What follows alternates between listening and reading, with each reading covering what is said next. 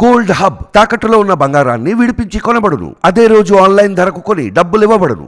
నమస్తే, welcome to మనం TV. నేను వలి. బీఆర్ఎస్ ఎమ్మెల్సీ కవితను ఈడీ అధికారులు అరెస్ట్ చేశారు.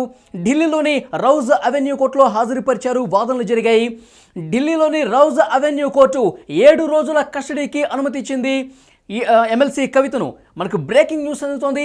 నిన్న తెలుసు కవితను అరెస్ట్ చేశారు ఈడీ అధికారులు. నిన్న 3 గంటల పాటు సోదాలు ముగిసిన అనంతరం అరెస్ట్ చేసి నేరుగా ఢిల్లీకి తీసుకువెళ్లారు. రాత్రంతా ఈడీ కార్యాలయంలోనే ఉన్నారు. తర్వాత ఉదయాన్నే వైద్య పరీక్షలు చేసి రౌజ్ అవెన్యూ కోర్టులో హాజరుపరిచారు. సిబిఐ కోర్టులో హాజరుపరిచారు. ఈరోజు ఉదయం నుంచి కూడా వాదనలు జరుగుతున్నాయి.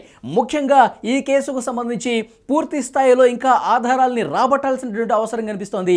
ఢిల్లీ లిక్కర్ స్కామ్కు సంబంధించి కీలక సూత్రధారిగా ఎమ్మెల్సీ కవిత ఉన్నారు. పూర్తి స్థాయిలో విచారించాల్సిన అవసరం ఉంది. మా దగ్గర ఇంతకుముందు చేసినటువంటి విచారణలో కొన్ని కీలకమైనటువంటి ఆధారాలు కనుగొన్నాము. వాటిని క్రాస్ చెక్ చేయాల్సినటువంటి అవసరం కనిపిస్తోంది.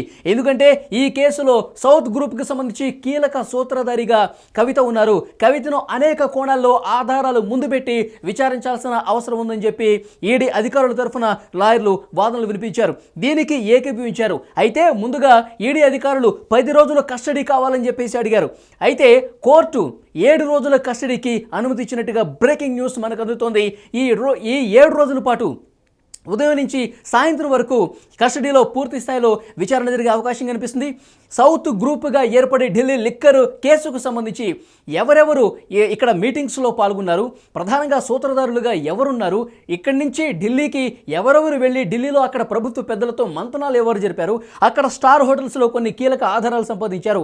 ఇక్కడ సౌత్ గ్రూప్గా ఉన్నవాళ్ళు కవిత కావచ్చు, దాంతోపాటు శరత్ చంద్రారెడ్డి కావచ్చు, తర్వాత రామచంద్ర పిళ్ళై కావచ్చు, ఇట్లా కొన్ని కీలకమైన పేర్లు ఉన్నాయి. వాళ్ళకి సంబంధించి పూర్తి స్థాయిలో కొన్ని ఆధారాలు సేకరించారు.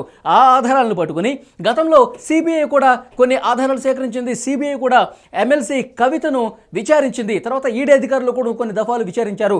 ఢిల్లీకి పిలుచుకెళ్లి మరి విచారణ జరిపారు. అప్పుడు కొన్ని వాస్తవాలు బయటకు వచ్చాయి. అప్పుడు కొన్ని ఆధారాలు సేకరించారు. నిన్న కూడా మొబైల్ ఫోన్స్ను స్వాధీనపరుచుకున్నారు. గతంలో కూడా కొన్ని డీటెయిల్స్ను సేకరించారు. మొబైల్ ఫోన్స్ సేకరించారు. ఆ మొబైల్ ఫోన్స్లో ఉన్నటువంటి డేటాను పూర్తిగా సేకరించి, ఎందుకంటే గతంలో కొన్ని 2-3 సంవత్సరాల క్రితం చేసినటువంటి చాటింగ్కి సంబంధించిన వివరాలను కూడా పూర్తిగా సేకరించారు. వాటిని కొన్ని రిట్రీవ్ చేసే అవకాశం కూడా ఉంది. రిట్రీవ్ చేసి గత సమాచారాన్ని కూడా పూర్తిగా సేకరించి ఏదైతే ఆధారాలు ఉన్నాయో ఆ ఆధారాలను ఎమ్మెల్సీ కవిత ముందు పెట్టి ఈ 7 రోజుల పాటు మరింత లోతుగా విచారించాల్సినటువంటి అవసరాన్ని ఈడీ అధికారులు గుర్తించి ఇవాళ వాదనల సందర్భంగా కూడా ఈ ప్రస్తావన తీసుకొచ్చారు. మరింత లోతుగా విచారించాల్సిన అవసరం ఉంది కాబట్టి 10 రోజులు కస్టడీకి అడిగారు. అయితే కోర్టు మాత్రం 7 రోజుల కస్టడీకి అనుమతి ఇచ్చింది. ముఖ్యంగా కవిత నుంచి రాబట్టాల్సినటువంటి కొన్ని ముఖ్యమైన విషయాలు 100 కోట్లకు సంబంధించి. ఎందుకంటే ఢిల్లీ మద్యం పాలసీని రూపొందించే విషయంలో సౌత్ గ్రూప్ చాలా కీలకంగా వ్యవహరించింది.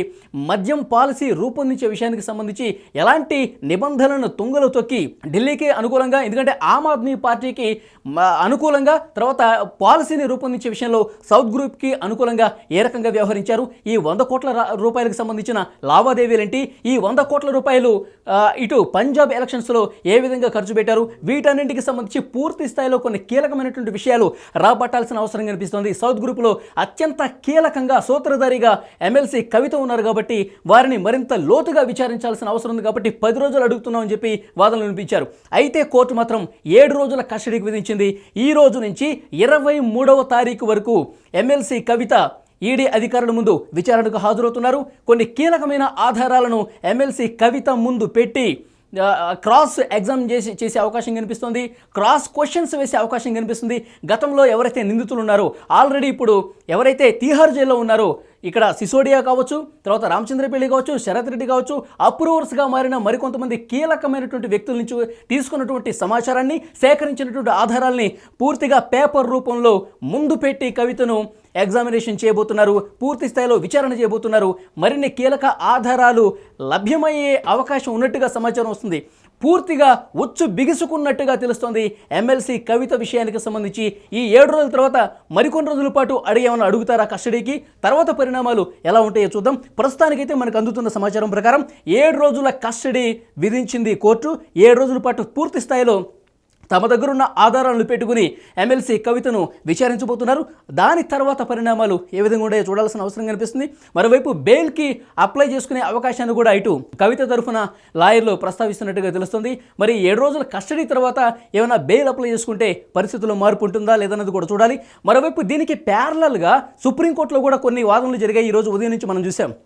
సుప్రీంకోర్టులో జరిగిన వాదనల విషయానికి సంబంధించి ఈడీ అక్రమంగా అరెస్ట్ చేసింది, ఈడీ అరెస్ట్ చేసిన విధానం సరికాదు, అలాగే ఈడీ విచారణ కావచ్చు లేదంటే సిబిఐ విచారణ కావచ్చు మహిళల విషయంలో కొంత వెసులుబాటు ఉంటుంది, దీన్ని పాటించలేదని చెప్పి మహిళల విచారణ చేసే క్రమానికి సంబంధించి వాదనలు వినిపించినట్టుగా తెలుస్తుంది. యాక్చువల్గా ఈ అరెస్టుకు సంబంధించి సుప్రీంకోర్టులో వాదనలు కాదు, మహిళల విచారణకు సంబంధించి ఎలాంటి నిబంధనలు ఉంటాయో అవి సరిగా పాటించట్లేదు, సరైనటువంటి చట్టంలో ఉన్నటువంటి నిబంధనల్ని పూర్తి స్థాయిలో ఫాలో కావట్లేదని దీన్నే ప్రస్తావిస్తూ సుప్రీంకోర్టులో వాదనలు జరుగుతున్నాయి. అది వేరొక విషయం. అయితే ఇప్పుడు ఈ 7 రోజుల పాటు కస్టడీ ముగిసిన తర్వాత మరింత బలమైన ఆధారాలు సంపాదించిన తర్వాత కస్టడీని మరింత పొడిగిస్తారా లేదంటే కనుక తర్వాత పరిణామాలు ఏ విధంగా ఉంటాయో చూడాలి. ఇప్పటి వరకు మనకు అందుతున్నటువంటి ఇన్ఫర్మేషన్ ప్రకారం చాలా బలమైన ఆధారాలు సేకరించింది కాబట్టే ఈడీ కవిత గారిని అరెస్ట్ చేశారు అని చెప్తున్నారు. సో మనం చూస్తున్న మనీష్ సిసోడియా సంవత్సరం వరకు బెయిల్ రాలేదు. మరి కవిత సూత్రధారిగా ఉన్నారు, సౌత్ గ్రూప్లకు సంబంధించి చాలా కీలకంగా వ్యవహరించారని చెప్తున్నారు. మరింత సీరియస్గా ఈ కేసులో ఇరుక్కున్నారని చెప్పి సమాచారం వస్తుంది. మరి బెయిల్ అంత త్వరగా వస్తుందా రాదా అనేది కూడా చూడాల్సిన అవసరం కనిపిస్తుంది. ఈ 7 రోజుల కస్టడీ తర్వాత ఎలాంటి పరిణామాలు జరుగుతాయి, ఆ పరిణామాల మీద మళ్ళీ ఒకసారి మనం మాట్లాడుకుందాం. Thank you very much.